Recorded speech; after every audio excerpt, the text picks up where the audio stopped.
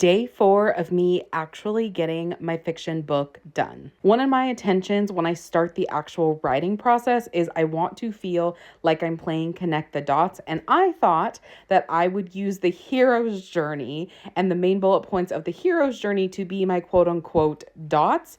And most people have heard of the hero's journey. A lot of people have not heard of the heroine's journey. So I'm not going to tell you my character's journeys quite yet, but I thought it would be fun to break down the heroine's journey since a lot of people don't know about it. So the simple way to think about the hero's journey versus the heroine's journey is this is what is going on externally and this is what is going on internally. Both things happen in all stories. However, we tend to see this part and we tend to miss this part. Also, here's how my brain's functioning today. That's how I spelled character. I know how to spell it because look, I spelled it right over there, but yeah. Anyway, to give you some samples about the heroine's journey, let's use some examples from the movie Legally Blonde.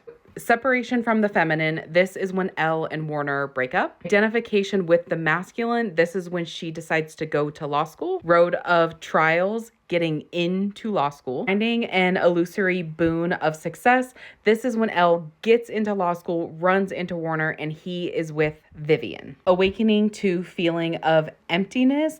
This is actually usually worded a different way, but I like the word emptiness better. This is when Elle goes to the salon and is wondering what she is even doing in the first place, and she feels stupid for doing all of this. Initiation and descent to goddess. This is when the big wound is revealed that in reality, the problem is Elle actually does not take herself seriously, and all these other characters are reflecting it back to her. Claiming of the feminine. This is when Elle starts to do law school for Elle. Feeling the mother-daughter split.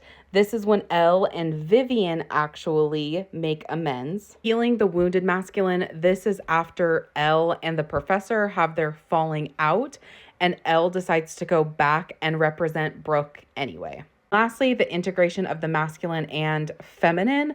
This is when Elle rejects Warner and realizes that this wasn't just Warner's dream, this was her too, but she is now also doing it in her way.